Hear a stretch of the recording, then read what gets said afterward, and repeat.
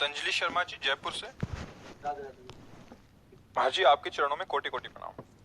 महाराज श्री, हमारी संतान जो हमसे उत्पन्न होगी, क्या वो अपने पूर्व कर्मों के अनुसार शरीर मिलेगा या माता पिता के कर्मों के अनुसार? अगर माता पिता के कर्मों के अनुसार उत्पन्न होगी तो क्या सावधानी रखें? कृपया मार्गदर्शन करें। वो तो आएगा अपने ही कर्मों से, पर उसमें दुख और सुख का अनुभव तुम्हारे कर्म उसमें सम्मिलित होंगे। अगर आपने पूर्व में जो जीव पुत्र रूप में आ रहा है उसके साथ अभद्र कर्म किए हैं तो आकर के जीवन भर आपको जलाएगा, आपको दुख देगा। और आपने भद्र माने मंगलमय कर्म किए हैं तो जीव पुत्र बन के आएगा, तुम्हें सुख प्रदान करेगा। अब यदि समय भजन कर लो भगवान का तो तुम उसके भी भाग्य को बदल सकते हो और अपने भी भाग्य को बदल सकते हो। ये भजन ही एक ऐसा कर्म है जो सब सुधार देता है।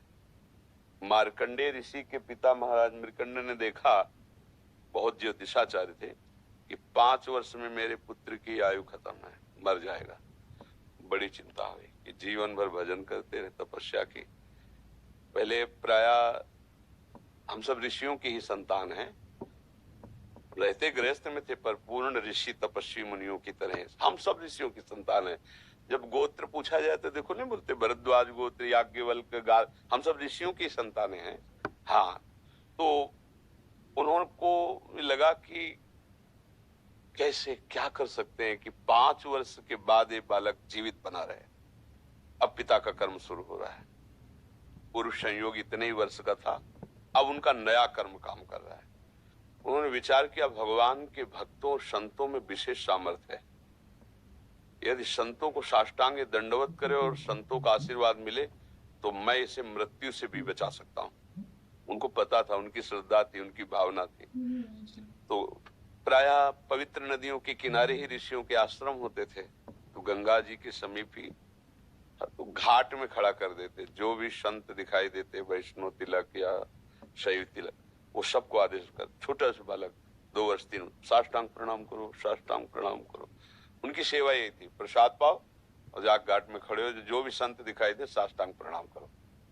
एक दिन प्रच्छन्न वेश से गुप्त रूप से सनक सनंदन सनातन सनत कुमार भी, अब आपको क्या पता कौन महात्मा किस कोटि का किस वेश में तुम्हारे पास बैठा है, या तुम्हारे संग वार्तालाप कर रहा है, या तुम्हें कभी मिल सकता है, हमारी दृष्टि नहीं है ना। और वो दिव्य महापुरुष थे और वो देखा करते थे। जो साष्टांग प्रणाम किया तो चारों संत वेश में थे, उनका चिरंजीवी भाव, बस वो आ गए। महाराज मेरी दृष्टि अचूक है, आप सनक सनंदन सनातन सनत कुमार चारों ब्रह्म कुमार है ना, प्रच्छन्न वेश से आप घूम रहे हैं, ये तो अभागी है, 5 वर्ष में इसकी मृत्यु हो जाएगी। और आप कह रहे चिरंजीवी भव, तो आपके वचन मिथ्या या इसका भाग्य मिथ्या? इसी बात में बैठे थे कि कोई ना कोई महापुरुष जब फंसेगा तो ये भाग्य को मिटा सकता है, साधारण थोड़ी मिटा पाता है, महापुरुष ही मिटा पाता है, उसमें सामर्थ्य होती है। तो उनका ठीक है, चिरंजीवी तो रहेगा ही। तुम्हारी ज्योतिष से तुमको पता है किस मिनट में किस सेकंड में मृत्यु होगी। उस दिन प्रातः से लेकर के और मृत्यु समय तक भगवान शिव के मंदिर में शिव का आलिंगन करके इसे बैठा देना, बस फिर और हम देख लेंगे। ऐसा ही किया, चारों ब्रह्म कुमार दरवाजे पे खड़े हो गए। तो ऐसे पुरुषों के पास यमदूत नहीं आते, साक्षात धर्मराज आते हैं। धर्मराज ने देखा सनक सनंदन सनातन सनत कुमार, तो उनका इस जीव का समय हो रहा है, आप आदेश करें तो मैं इसे ले जाऊं। नहीं, मैंने तो चिरंजीवी भाव कहा है। बोले ब्रह्मा के आप पुत्र हैं, ब्रह्मा के द्वारा ही विधान किया जाता है। तो इतनी वार्ता हो रही थी कि भगवान शंकर प्रकट हो गए।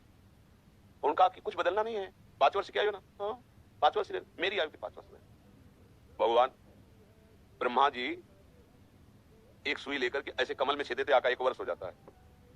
वो क्रम जब समय का लगे, जैसे उत्तरायण दक्षिणायन देवताओं के दिन रात, ब्रह्मा जी का दिव्य 100 वर्ष का जो आयु का भी विवरण है ना, उसको जब पढ़ो तो होश खराब हो जाएगी। एक दिन में 74 मनु बदल जाते हैं, इंद्र बदल जाते हैं एक दिन में। और भगवान का समय, वो जो ब्रह्मा जी का समय, निमेष, पलक झपकना, इतने ब्रह्मा की पूरी आयु हो गई। 5 वर्ष उनके, आज तक मार्कंडेय जी जीवित है, उनको चिरंजीवी ऋषि कहा गया है मार्कंडेय जी का। अगर पिता भगवान का भजन करे तो अपने भाग्य और पुत्र के भी भाग्य को बदल कर जैसा चाहे वैसा कर सकता है। भावी मेट सके त्रिपुरारी। अगर भजन बल है तो फिर आनंद ही आनंद है। नहीं तो दोनों के कर्म संयोग से ही संयोग बनता है। वो तुम्हारे पुत्र रूप में आ रहा है।